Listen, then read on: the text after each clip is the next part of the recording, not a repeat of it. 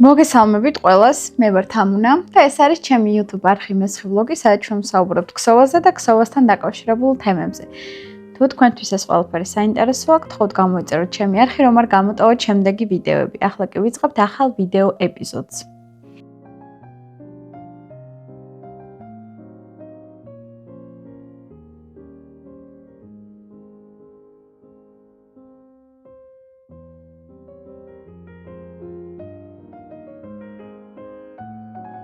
ამ ვიდეო ეპიზოდში მინდა გაგიზიაროთ შეკვეთა, რომელზეც მუშაობდი შვებულებაში გასვლამდე და ვზივარ კუთხეში, იმიტომ რომ გაგითავისუფლოთ ადგილი, სადაც კადრებს ჩავსვავ და ჩანართებს გავაკეთებ. მოკლედ, შვებულებაში გასვლამდე ერთი კვირით ადრე შემომივიდა შეკვეთა, რომელზეც ვამბობდი, რომ არა ვიღებ თქო, მაგრამ საბოლოო ჯამში მაინც ავიღე და დავიწყე მუშაობა.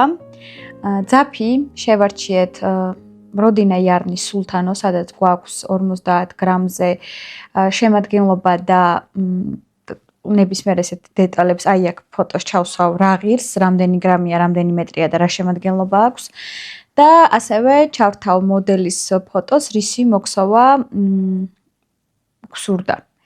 ეს მოდელი, ეს დიზაინი არის იტალიელი დიზაინერის იდეა, რომელიც იქსოვება ინდივიდუალური შეკვეთით და ამ დიზაინერთან ეს მოდელი ღირს 3500 евро.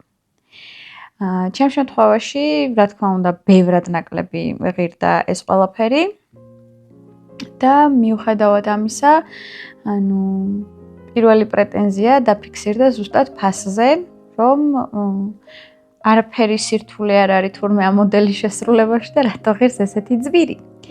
რაზეც მაქსიმალურად გასაგებად ავახსენი დამკვეთს, რომ ეს ნივთი ჯერ ერთი იქსოვება ხელით და მეორე ყოველ რიგში რაღაცა ხდება, რაღაც გადაჯვარედინება. მოკლედ, ავიღეთ ზომები, შევარჩიეთ ფერი, დავიწყე ამ მოდელზე მუშაობა და რაც შეეხება ტექნიკურ მომენტებს, ჩავრთავ კადრებს, როგორ მოგვსოვე ნიმუში. პირველი ნიმუში მოიქსოვა 1 წვერში და საერთოდ არ შეესაბამებოდა იმ მოლოდინებს, რაც გვქონდა ამ მოდელთან მიმართებით, არის ბევრად უფრო თხელი, გამჭირვალე და ბევრად უფრო დატვირთული, პატარა ზომას მივიღებდით, იმიტომ რომ კონკრეტულად აი ამ ფოტოზე, რასაც ახლა ჩავს გავამეორებ მოდელისას, გარკვეული ზომებია უზორებს შორის, უზორი არის კონკრეტული ზომის და აუცილებელი იყო, რომ ეს ზომების პარამეტრები ყოფილიყო დაცული, რომ მიგვეღო მსგავსი მოდელი. და ჩემ შემთხვევაში თუ ეს მოდელი შესრულებოდა წვრილი ძაფით, უბრალოდ გამოვიდოდა, რომ შთაგონება გქონდა ამ მოდელით, მაგრამ სხვა ნივთი მოგსოვეთ. ეს არ გვინდოდა მაქსიმალურად იდენტური. ჩემს მიერ იქნა მიღებული გადაწყვეტილება, რომ ძაფი გამეორმაგებინა, 2 წვერში მომექსოვა და თვლების რაოდენობაც გავაორმაგე, რომ მიმეღო ესეთივე უზორი. არ დამჭირვებოდა კონკრეტული ზომის სამოსის მისაღებად ახალი უზორების ჩამატება მოდელში. მოვქსოვე ახალი ნიმუში, რამაც უკვე დამაკმაყოფილა და დავიწყე გამოთვლა და პლუს ამას, ის პერიოდი, რაც ამ ნივთს დავუთმე, ვიყავი ვირუსით სიცხიანი სახლში და რეალურად ამან ხელი შემიწყო, რომ სამსახურში რამდენიმე დღე გამიცდა, იმიტომ რომ ვიყავი ბიულეტენზე და ეს დროც დავუთმე მთლიანად ქსოვის პროცესს. ეს პერიოდი რო არა, რეალურად ვერ მოვასწრებდი. იმიტომ რომ რამდენჯერმე მომიწია დარღვევა ამ ჩემ მიერ მოქსოვილი დეტალის. კონსტრუქციულად ეს ნივთი იქსოვება შემდეგნაირად. გვსოვთ 2 დეტალს, ერთმანეთისგან საპირისპირო მიმართულებით წინა მხარეს და ანალოგიურად 2 დეტალს ერთმანეთისგან საპირისპირო მიმართულებით ზურგზე უკანა მხარეს. რაღაც მომენტში, აი აქ, როდესაც ყელის ჭრილი გაკეთდება, წინა და უკანა ერთდება და გამოდის ისე, რომ იქსოვება უკვე ცალკე ეს მხარე. თვითონ დიზაინერის მიერ ფოტოზე ჩანს, რომ აქვს ნაკერები იღლის ჭრილებში, რაც მაძლევს იმის ვარაუდის შესაძლებლობას, რომ ზედა ნაწილი ხელიდან მაჯიდან მაჯამდე არის მოქსოვილი ცალკე დეტალი, ანუ აქედან ესე, ანუ ჯერ ერთი მიმართულებით, მერე მეორე მიმართულებით და მერეა მოქსოვილი წინა და უკანა დეტალი. პლუს ამას ამ მოდელში გვაქვს კაპიშონი, რომელიც ჩვენ შემთხვევაში არ უნდა გამეკეთებინა და უნდა გამეკეთებინა დეკორატიული დამთავრება საყელოსი. რაზეც მქონდა გაჟღერებული ესეთი ნებართვა, რომ შენ როგორც მოგეწონება და როგორც ჩათვლი მაქსიმალურად მოუხდება, ისე გააკეთე. ჩემთვის მოსაწონი ვერსია, გავაკეთე ფოტოებს, ვიდეოებს, რა თქმა უნდა, პარალელურად ყველაფერს ჩავსვავ და მოვქსოვე პირველი ვერსია ორთქლში გავასწორე, ესე რომ ვთქვათ. ამის კადრსაც ჩავსვავ.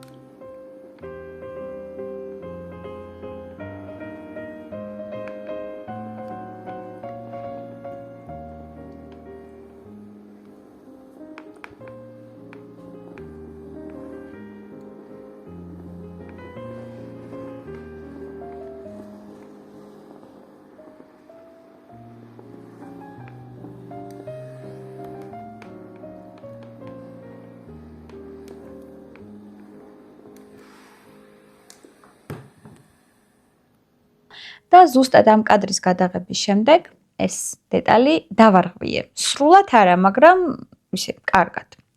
დავიწყე თავიდან და მივედი იგივე ეტაპამდე, რაც მქონდა აი ამ ვიდეოს ბოლოში და გადავედი ესეთი ხრიკების მოფიქრებაზე, რომ არ მინდოდა ამ ნივთის ცალ-ცალკე დეტალებად მოქსოვა.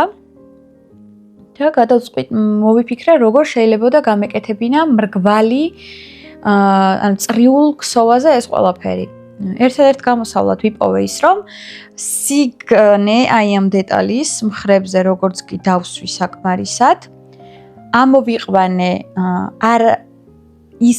იმ თვლების რაოდენობა, რაც არ მქონდა ჭხირზე, ამ შემთხვევაში იყო წინა ტანის და უკანა ტანის, ფისო რაღაცას მაიმუნობს და ხმები ისმის. წინა ნაწილი და უკანა ნაწილი შევკარიწრე და დავიწყე რეგლანის ქსოვა. აი, იღლის ჭრილებში გავაკეთე რეგლანი ნაკერების ნაცვლად. აი, ესეთი საინტერესო კონსტრუქცია იქსოვება ახლა. ცოტა ხმა მაქვს ჯერ კიდე გაციებულის, მაგრამ გადავწყვიტე, რომ მაინც მელაპარაკა და მეთქვა მომენტში. ეს არის ჯემპრი, ერთ-ერთი იტალიელი დიზაინერის, აუცილებლად ჩავრთავ სკრინს როგორ გამოიყურება ორიგინალი ვერსია და არანაირი ტექსტური აღწერილობა რა თქმა უნდა არ არსებობს ამ ნივთის მოსაქსოვად და გადავწყვიტე რომ ჩემი წვალებით, ჩემი ტანჯვით გამოვთვალო რა როგორ კეთდება.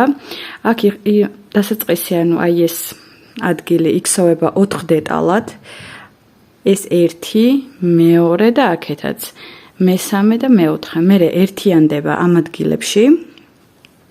ეს 4 დეტალი და უკვე ზედვე ამოყვავს წინა და უკანა ნაწილი და მერე ვიწყებთ რეგლანით ქსოვას. ანუ საკმაოდ რთული კონსტრუქცია.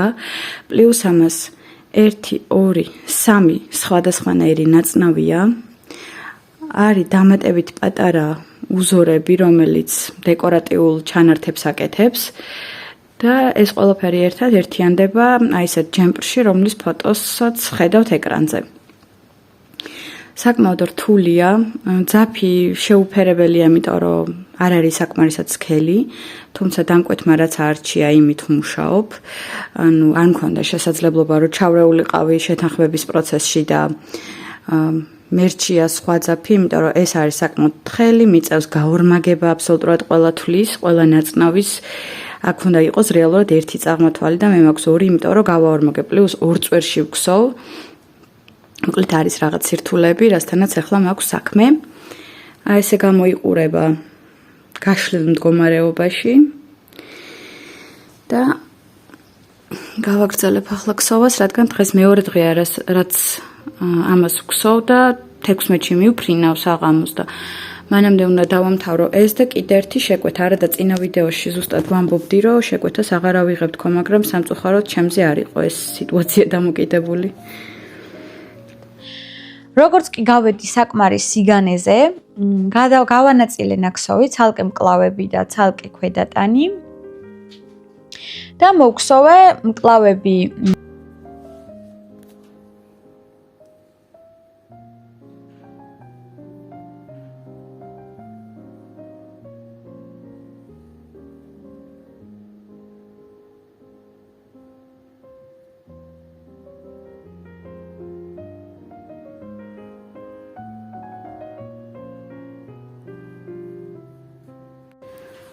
საღამოს საათებია უკვე და აი ესეთი განვითარება მაქვს. მას მერე რაც პირველი კადრი გაჩვენეთ, მოქსოვილია აი ამ კოკეტკის.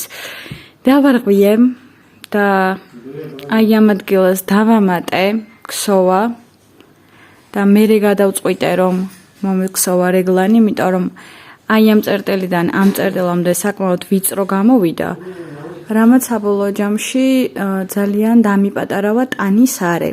ანუ აი ამ ადგილას გუმკერდის არე და გადავწყვიტე რომ აი აქ სიგრძეში მხარი ესე რომ ვთქვა დამეგრძელებინა ორივე მიმართულებით და მანამდე ამ ადგილას აი ამ ნაკერიდან თუ მქონდა 32 თვალი, ეხლა მაქვს 52 თვალი ამოყვანილი. გამომივიდა რომ აი ეს აქედან აქამდე დავამატე დაახლოებით 22 რიგი. იმიტომ რომ თვალი ყველა რიგში არ მომყავს. ანუ აი ამ ადგილებს გულისხმობ. 22 რიგი დავამატე, რომ აქ 52 თვალი ამომიყვანა, შემდგომ მოვქსოვე პატარა რეგლანი და ირგლის არეში დავამატე თვლები, რითაც გავაერთიანე წინა და უკანა ნაწილი. ეხლა ვქსოვ უკვე სიგრძეს. უზორი არ იცვლება იმ კუთხით, რომ ახალი ელემენტები აღარ მემატება, მხოლოდ და მხოლოდ ის, რაც მაქვს ამ ეტაპზე ჩამოყალიბებული. და ეს ელემენტი ძალიან საინტერესოა, უბრალოდ 6-6 თვალი მაქვს და აშკარად ჯობდა რომ 5-5 ყოფილიყო, მაგრამ ეხლა ამის გამო აღარ დავარღვე, იმიტომ რომ აქაც იგივე ელემენტია მხარზე და ძალიან ლამაზად ჯდება. ერთი წამით მე მგონი ახლა ჩანს. ძალიან ლამაზად ჯდება, მოკლედ ორთქლშია გატარებული ნაწილი არა. სიგრძეში ვქსოვ. სიმართლე გითხრათ, მე არ მახსოვს მე რამდენი ძაფია, მე მგონი უკვე მე-4 და მე-5 გორგალი მაქვს აი აქ. აქ მაქვს მე-6 თუ სწორად მახსოვს და 3 მაქვს გაუხსნელი. ეჭვმეპარება მეყოს, უნდა გადავამოწმო მაღაზიაში გვაქვს თუ არა კიდე ესეთივე ძაფი, ეს არის სულთანო, ფერის კოდი არ მახსოვს, ეტიკეტიც ახლოს არ მაქვს, აქ მაქვს პატარა ჩანთა, რომელშიც ყველა საჭირო დეტალი მაქვს, დამატებითი ჩხირი, კაბელი, რომელზეც გადამაქვს ხოლმე, ყაისნაღი, მარკერები და პლუს ესეთი კაბელი, რომელზეც გადამაქვს ტარი. მოკლედ ყველაფერი აქ მაქვს. აი ესეთი მარკერები მქონდა გამოყენებაში, რადგან ვქსოვ კუბიკი ჩხირებით, კუბიკი მარკერი. მოკლედ ესეთია ეს პროცესი. გაციებას რაც შეეხება, სურდო მაქვს, მაგრამ სხვა მხრივ თავს უგრძნობ ასე თუ ისე კარგად. ყელი აღარ მაწუხებს. სიცხე არ მაქვს. მოკლედ ყველაფერი რიგზეა. თავის ტკივილმა გამიარა, ანუ ყველაფერთან ერთად რო ცუდად ვიყავი, შაკიკი შეტევა მქონდა და ჩემ შემთხვევაში ეგ არის 3 დღიანი ისტორიები. და ამ დილით კიდევ ერთი გამაყუჩებლის დოზა მივიღე და უკვე ამჯერად გამიყუჩდა, ანუ 3 დღე უწყვეტ რეჟიმში, ერთი და იგივე ტონალობაში მაქვს თავის ტკივილი. მოკლედ ესეთი მოდელია, ურთულესია კონსტრუქციულად.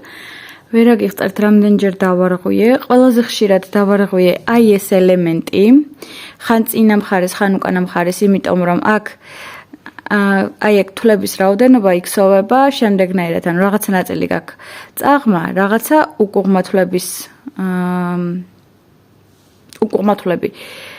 და როდესაც გადავანაწილე მარკერებით, აი ამ ფრაგმენტს ვქსოვდი მთლიანად წაღმათვლებით. მომიწია ნახევარის ჩარღვევა, ჩარღვევის კადრი ჩავრთე, მაგრამ არ ავხსენი რას ვარღვევდი, ანუ ვარღვევდი აი ამას, ანუ მომიწია დარღვევა და მე არაერთხელ მომიწია მსგავსი ფრაგმენტის გაკეთება, იმიტომ რომ აქ ორი უკუღმათვალი არის, რომელიც არ იღებს ამ გადაჯვარედინებაში მონაწილეობას და როდესაც დამატებით ჭხირზე გადამქონდა თვლების ნახევარი, ანუ აქეთ ყველა თვალს ვქსოვდი და მე ვაჯვარედინებდი და გამოდიოდა რომ აი ეს ორი თვალი აღარ მრჩებოდა ხელუხლებელი, რის გამოც მიწევდა ყოველ ჯერზე თავიდან დარღვევა და მოქსოვა და ალბათ ერთი 4-ჯერ გავაკეთე, სანამ ბოლოს არ გაუბრაზდი რომ ერთი და იგივე შეცდომას რამდენჯერ შეიძლება ვუშვებდე უბრალოდ.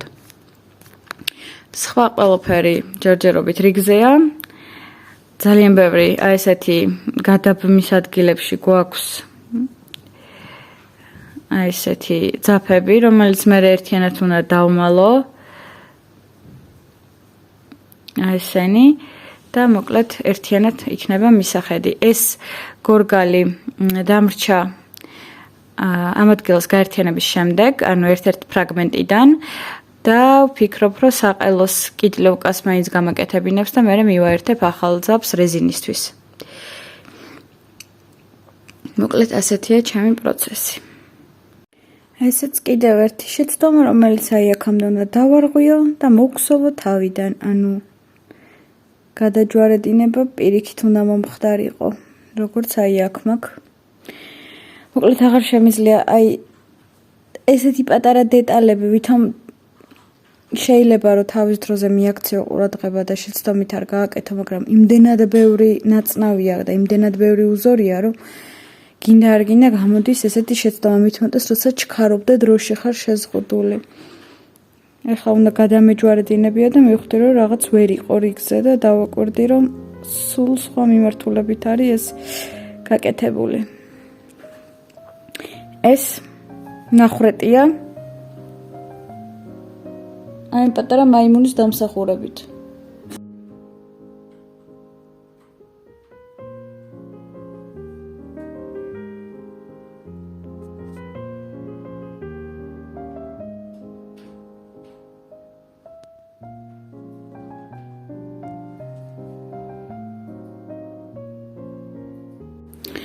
მეორე დღეა უკვე რაც ამ ჯემპრზე ვმუშაობ, მესამე უკვე ვეღარ გავიგე, ხვალ სამსახურში გავდივარ.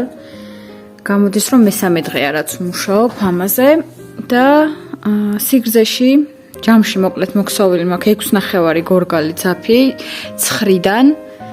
გავაფორმე საყელო გადანად და აი ესეთი რულიკით და აქედან მე თუ საჭირო გახდა შევძლებ რეზინის მოქსოვას.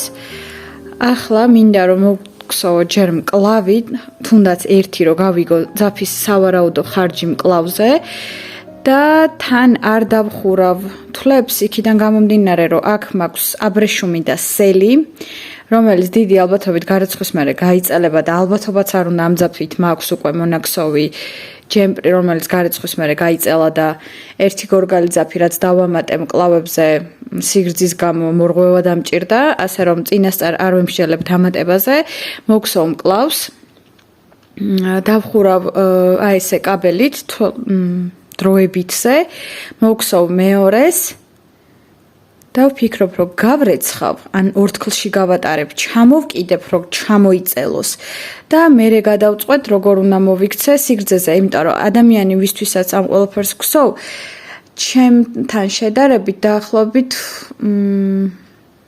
20 სანტიმეტრით დაბალია. და აგებულებაც თავის საქმეს აკეთებს რეალურად, რომ მე რო ჩემ სიგრძეზე მოვქსოვო ზედა ტანი, ანუ ერთია კიდე ყოველთვის, როდესაც ანუ პროპორციები ზედატანისა და ფეხების, ანუ ყველა სხვა გვაქვს, ანუ ეს თუნდაც სამხატვრო სკოლაში, როდესაც ხატავდით ანატომიურ მოდელებს, მაშინაც გვასწავლეს, რომ ეს პროპორციები ყველა სხვა გვაქვს და ანუ მე თუ შეიძლება ისე აღმოჩნდეს, რომ მე ზედატანის პროპორციები ცოტა უფრო გრძელი მაქვს ვიდრე ამ ადამიანს და ამ ადამიანს, რომელსაც კროპტოპი უნდა, აღმოჩნდეს, რომ ანუ საკმაოდ გრძელი ნივთი გამოუვიდა. ასე რომ მოკლედ ბევრი ნიუანსი არის, რის გამოც ჯერ უნდა გაირეცხოს და თვლები მერე დაიხუროს, რომ დავრწმუნდეთ, რომ ყველაფერი რიგზეა. ეს ადგილი არის უკვე ორთქლში რამდენჯერმე გატარებული და ამიტომ უზომოდ მომწონს, ანუ კარგად გაშლილია, ეს კიდე მაქსიმალურად შეჭმოხნულია და ფერი ახლა რეალურად კარგად გადმოიცემა. ესეთივე რაღაც გაუგებარი ფერია, მაგრამ არ მომწონს, არ მომწონს და რა გავაკეთო ეს ფერი. მოკლედ ნამუშევარი გამოიყურება ახლა ასე. ეს მკერდის ანუ მკერდსა და ჭიპს შორის მაქვს რეალურად, მე თვითონ რო ვიზომავ, ვივარაუდებ, რომ დამკვეთს ექნება ჭიპი დაფარული. პლუს ამას გაიწელება და ვფიქრობ, რომ უკვე ეს პროპორცია გაიწელება 2-3 სანტიმეტრით გარეცხვის მერე. და მალევე უნდა გადავიდე რეზინაზე, მაგრამ ეს ყველაფერი უნდა იყოს ჰარმონიულად, არ უნდა იყოს რაღაც კვადრატებად. ასე რომ აქ ვფიქრობ, ერთი ნაწნავის, ესეთი ნაწნავის დამატება მომიწევს სიგრძეში და მერე რეზინაზე გადასვლა და აქ კიდე მკლავები ორივე მიმართულებით მოსაქსოვი მაქვს. მოკლედ ცოტა არ იყოს დამღალა ამ ნივთმა ამ 3 დღის განმავლობაში, მით უმეტეს, როდესაც გეგმაში სულ სხვა ნივთები მქონდა, მაგრამ ვგსოვთ ამას.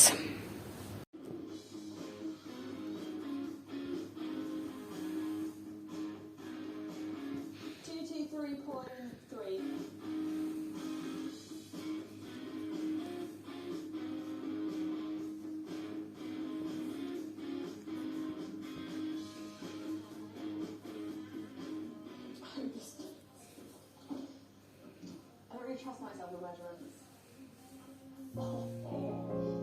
She was saying, I trust you. So the easiest job is going to be thinking about it. It is,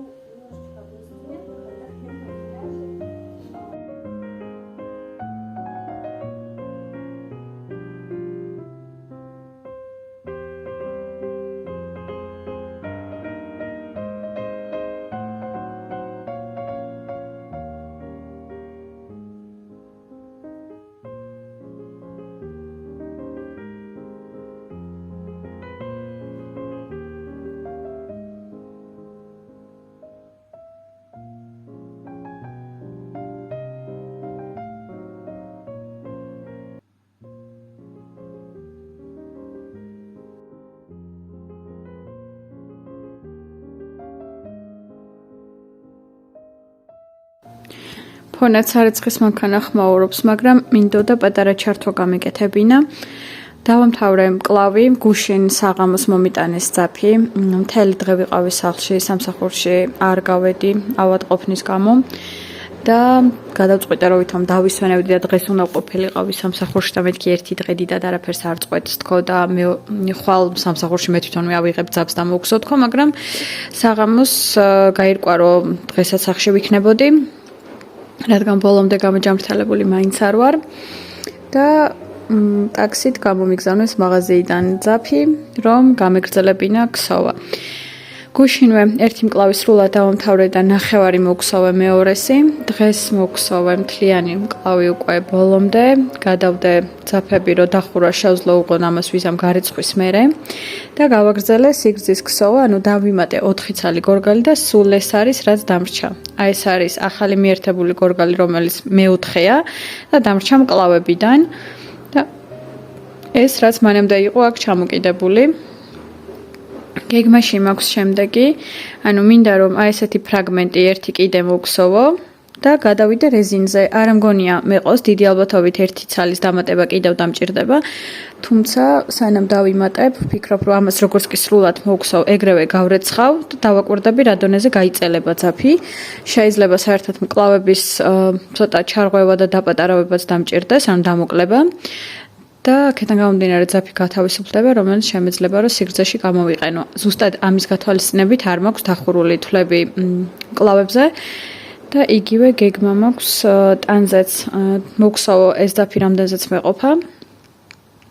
გადავიტანო ესეთივე კაბელზე და გავრეცხო. როგორც კი გაშრება, ამას იზამს უკვე, ანუ დღეს ამას ყველაფერს მოურჩები და გავრეცხავ. დღეს ღამე ჰორიზონტალურ მდგომარეობაში დავტოვებ პირსახოცებზე. ხვალე უკვე ესე გამათბობელზე გადავკიდებ და ისე გავაშრობ, თან გამოჩნდება მაქსიმალურად რამდენზე გაიწელება. იმიტომ რომ არ მინდა ამის სიგანეზე გაწელვა, მინდა სიგრძეზე ჩამოწელვა და კაკრას ეზაფი სიგრძეზე ჩამოიწელება, ასე რომ გავარკვევთ რა მოუვა რა ბედი ელის წინ. ესე გამოიყურება ჩემი ირგვლივ ყველაფერი, სვავ ლიმონიან და კომშიან ცხელ წყალს, შაქრის და ყველაფრის გარეშე, ანუ მანამდე ლიმონიანს სვავდი, მაგრამ მივხვდი რომ ეხლა რატომღაც კომშიანიც მინდა. ფისო თავის ამპლუაშია, ვუყურებ ქსოვის ვიდეოებს და მოკლედ ესე გამყავს დრო მაქვს 9 საათამდე, 9 საათზე კიდევ ლექციას უნდა დავესწრო, ამჯერად ვეღარ გავაცდენ წინა და ჯანმრთელობის პრობლემების გამო ვერ დავესწარი წინას, იმიტომ რომ სასტიკად მტკიოდა თავი, შაკიკის შეტევა, სიცხე, სისუსტე, უბრალოდ სამსახურიდან მოსული ჭამე და ეგრევე დავწექი, იმიტომ რომ არანაირის თავი არ მქონდა.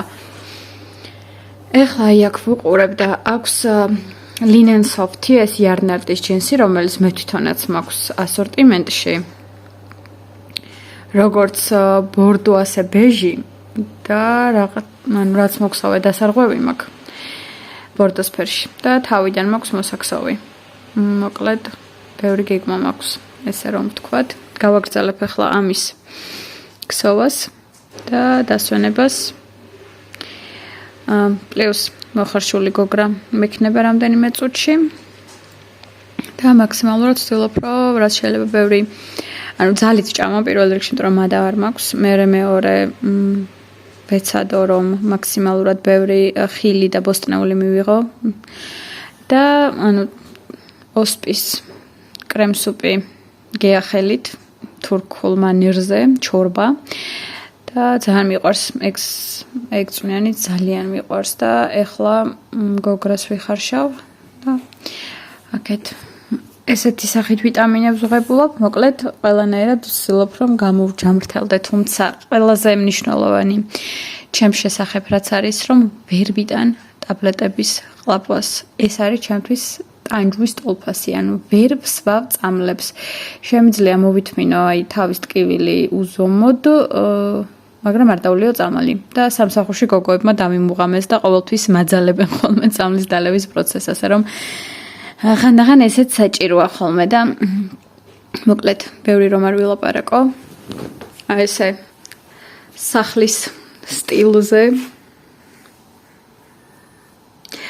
მოკლედ მაქსიმალურად კომფორტულად ეს ჯემპრი სახლში გავიგდე, რასაც ქვია, უზომოდ კომფორტულია, უზომოდ მომწონს. ეხლა ჭურჭელს ვრეცხავდი და მკლავები ავიწიე, მაგრამ რეალურად ერთი ნაკეცით მაქვს ხოლმე აი ესე. ანუ ზოგადად ამას ეს სახში ესე ვატარებ, ანუ ძალიან თბილია და ძალიან კომფორტული. მოკლედ აი ასე და ხელს ხომ არ გიშლით შემთხვევით. მოკლედ გავაგრძელებ ახლა უკვე ჩემოდანიც დევს იქ ჩასალაგებელი, იმიტომ რომ დღეს უკვე 11 რიცხვია, ნელა-ნელა ახლოვდება ჩვენი გაფრენის დრო და ბევრი რამე მაქვს მოსასწრები. მაგრამ რაც მთავარია, ახლა გავაგრძელებ ამის ქსოვას. და შედეგს გაგიზიარებთ.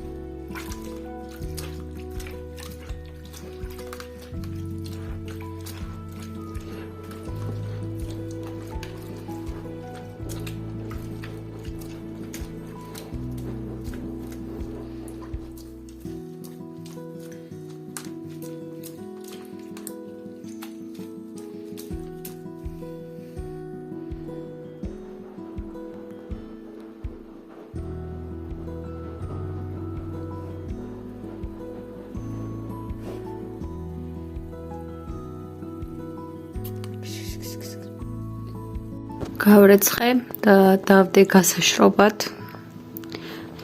რამდენიმე ნივთი გავრეცხებარე. როგორც ხედავთ, ანუ რეზინას საერთოდ არ მეყო რეზინის ქსოვის დროს.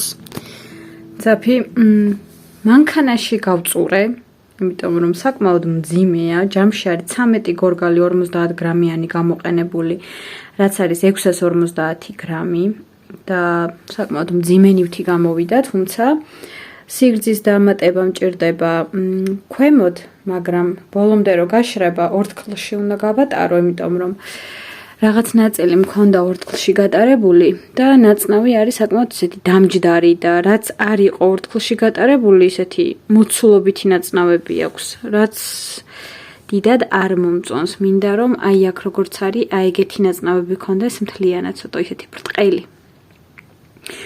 ხო და მოკლედ გადავწყვიტე რომ ჯერ ვაცადო გაშრობა, დღეს მთელი ღამის გაატარებს ესეთ მდგომარეობაში, რომ მაქსიმალურად სითხე რაც აქვს გაუვიდეს ესეთ პლედზე, რომელსაც სპეციალურად ვიყენებ ესე საშრობად და მერე უკვე გადავიტან აი ესე გამოთფობელზე, რომ გაშრეს უფრო სწრაფად, თან ჩამოკიდებულ მდგომარეობაში, ჩამოიწელოს რაც უნდა გაიწელოს სიგრძეში მაქსიმალურად.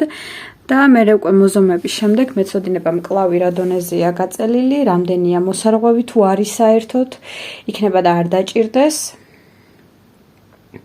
ეხლა ჯერჯერობით რასაც ვუყურებ, შეიძლება არ დაჭირდეს. ამ შემთხვევაში მე 14 გორგალის აღება დამჭირდება, რომ სიგრძეში დავამატო დაახლოებით 10 რიგი რეზინი. და ამ შემთხვევაში უკვე დასრულებულ კომპოზიციას მივიღებ, იმიტომ რომ ახლა აი ეს ვიზუალი არაპროპორციულად მიმაჩნია, მჭირდება ვიზუალისთვის, რომ ცოტა უფრო გრძელი იყოს, აი თითქოს ერთი ნაწნავით უფრო გრძელი რო ყოფილიყო, აი ამ ერთი მონაკვეთით. ნაკლებად შემაწუხებდა, მაგრამ პირველ რიგში არის მე კი არ უნდა მომწონდეს, უნდა მოწონდეს ვინც არის ამისი მტარებელი, ესე რომ ვთქვათ, ანუ ვინც უნდა ატაროს იმ ადამიანს თავის ტანზე ჩაცმული, უნდა მოწონდეს. მე ჩემთვის ერთ ნაწნავს კიდე დავამატებდი და რომ მოიზომებს და მეცოდინება უკვე თვითონ რას ფიქრობს, იმის მიხედვით გადავწყვეტ როგორ მოვიქცე. მოკლედ ძალიან რთული კონსტრუქცია იყო, როგორც უკვე თქვი, მაგრამ ვიდეოს ბოლოს უკვე დეტალურად აგიხსნით, რაში მდგომარეობდა ამის სირთულე და რა პრობლემებს წავაწყდი, იმიტომ რომ რაღაცეები იყო კადრები, რაც არ გადავიღე, იმიტომ რომ ერთ და იგივე შეცდომას ვუშვებდი ყოველ ჯერზე. და რა იყო ეს შეცდომა, მაგას უკვე ვიდეოს ბოლოს აგიხსნით. და მოგხსოვ თუ არა ასეც მეორედ?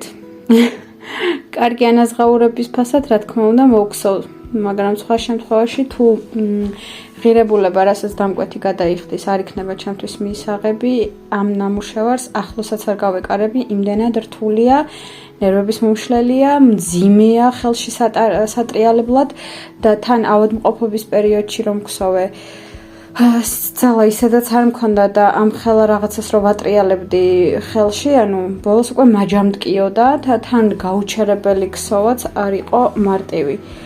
ეხა კამერა რომ მოვატრიალო და განჩვენოთ აქეთ ოთახი რას გავს, ალბათ 50% თქვენგანი unfollows გამიკეთებს და აღარ იქნებით ჩემი გამომწერები, იმიტომ რომ სრული ქაოსი მაქვს ოთახში. მაგრამ ძალიან მიხარია, რომ რაღაც რეცხვით დავკავდი, ესეც გავრეცხე, პლუს ხელთათმანები ლურჯი დავამთავრე, გავრეცხე, მაგრამ ეს ყველაფერი უკვე შემდეგ ვიდეოში.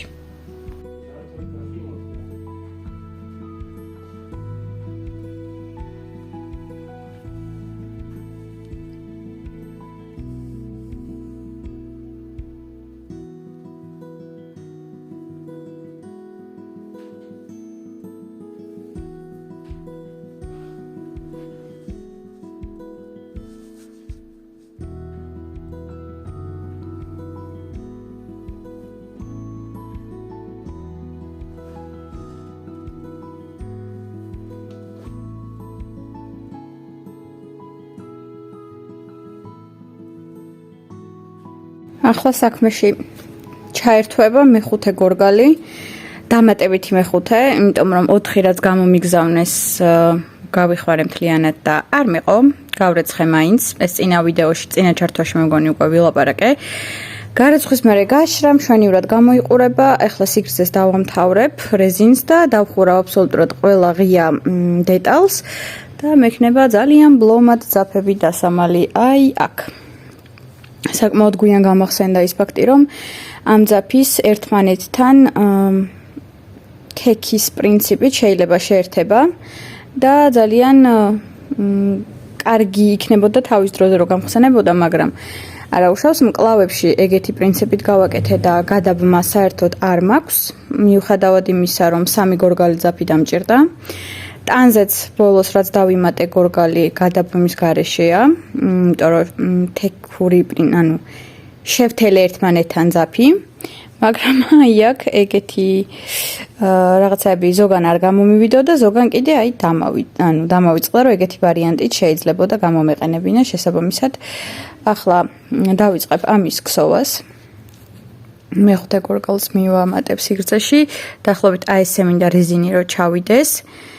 რეალურად კარგი იქნებოდა რომ მართლა აქ კიდევ ერთი ნაწნავი გამეკეთებინა და რეზინა მერე მომექსოვა, მაგრამ ამ შემთხვევაში უკვე ძალიან დაგრძელდება და ვიდეოს კი ჩავთავ ეს ამ ეტაპზე ჩემზე როგორ გამოიყურება, მაგრამ ცოტა არ იყოს მაღალი ვარ იმ ადამიანთან შედარებით, ვისთვისაც ვქსოვ და არ მინდა რომ ძალიან გრძელი გავაკეთო და მერე დამოკლება მომიწეოს, ასე რომ თან გვაქვს ნივთი, რომლის ანალოგიც შეიძინა უკვე და იმას რომ დავატოვე ზუსტად აი ესე რეზინი აი აქამდე უნდა გავზარდო, აი ეს მონაკვეთი.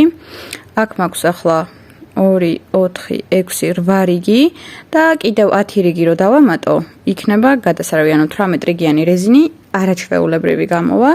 მერე უნდა მოვქსოვო 1 რიგი უკუღმა როგორც აი აქ მანჟეტებზე.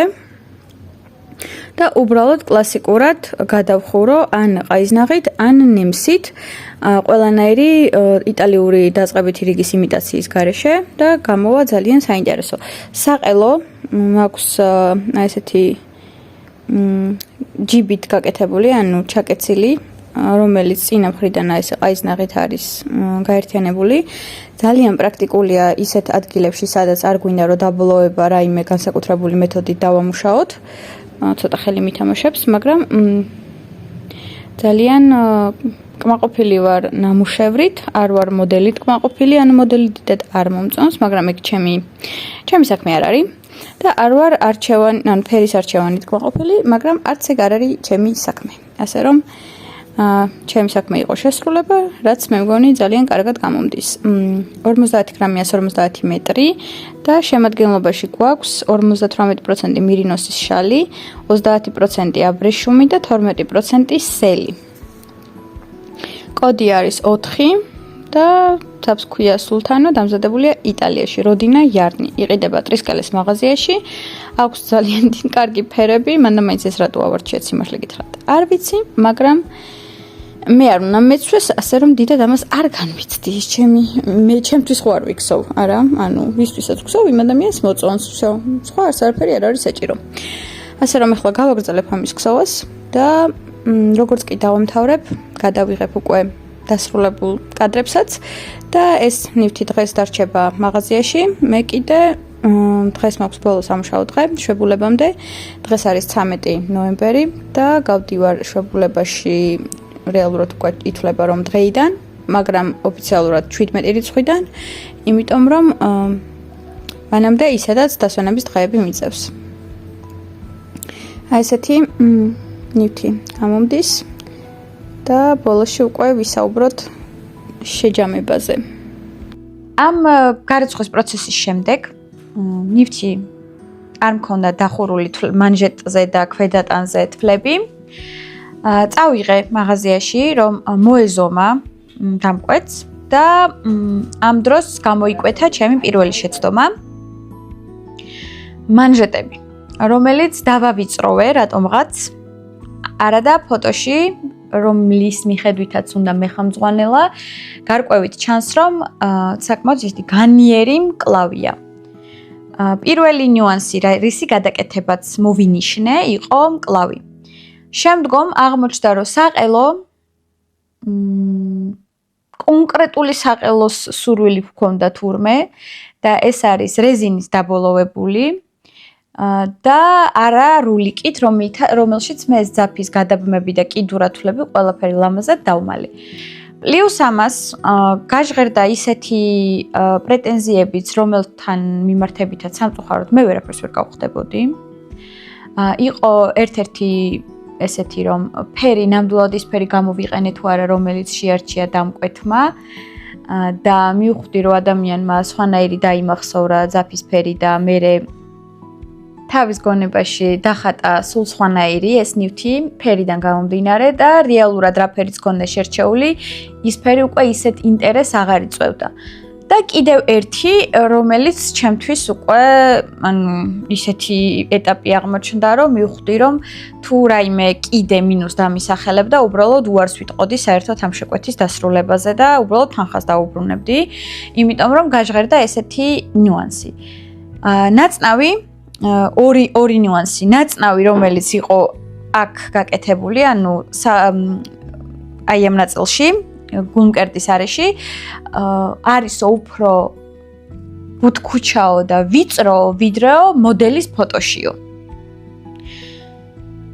და დაიწყო მთლიანად თვლების გადაცვლა თვლების და რიგების ვუხსნი რომ საერთოდ სხვა ძაფი გვაქვს გამოყენებული რომ მომიწია პროპორციების გაზრდა რამაც გამოიწვია მილიმეტრებში ამ ნაცნავის ზომის ცვლილება რაც ასევე წინასწარვე იყო გაჟღერებული რადგან ზუსტად ის ძაფი არ გქონდა მაღაზიაში იმიტომ რომ არც ვიცით რა ძაფით იყო შესრულებული მოდელი მეორე ის რომ ქვემოთა ნაცნავი მიმტკიცებდა რომ ისი არ მაქვს გაკეთებული როგორც არის ფოტოში და რომ ეს არ არის რვიანი მაგრამ სპეციალურად მოვიძიე ფოტო თეთრ ვარიანტში, რომელსაც გავადიდებ და ვეცდები რომ კარგი ხარისხით ჩავსვა, სადაც გარკვევით ჩანს, რომ ეს არის რვიანი გადაჯვარედინებებით, სადაც გადაჯვარედინებების მერე ერთ მხარეს იქსოვება წაღმათვლები, მეორე მხარეს ამ რვიანის ნახევარი იქსოვება უკუღმათვლებით,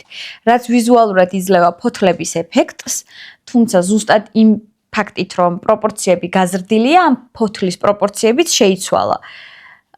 თუმცა ჩვენ ამ შემთხვევაში არა პროპორციებზე გვქონდა პრობლემა, არამედ იმაზე რომ იქ საერთოდ არ არის რვიანიო. მივხვდი რომ ანუ მე უბრალოდ ვეღარ ვუმკლავდებოდი ასეთ ნიუანსებს და უკვე მზად ვიყავი საერთოდ უარი მეთქვა შეკვეთაზე. თუმცა საბოლოო ჯამში შევთანხმდით რომ ის რის გამოსწორებასაც შევძლებდი, გამოვასწორებდი, ანუ რაც მართლა ჩემი შეცდომა იყო, მაგრამ სხვა ვარიანტები, რომ ფერი არ მოგწონს და ნაცნავის სიგანი არ მოგწონს, იმიტომ რომ რეალურად ის რაც მოქსოვილია ჰორიზონტალურად გადავიტანეთ ვერტიკალურში და რა თქმა უნდა პროპორცია შეიცვალა.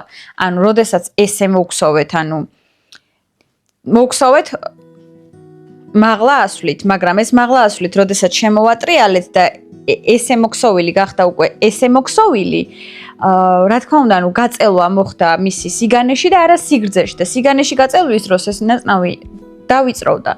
ეს არის ლოგიკური მომენტი, რაზეც შევთანხმდით, რომ ანუ ამის შეცვლას მე არ ვაპირებ.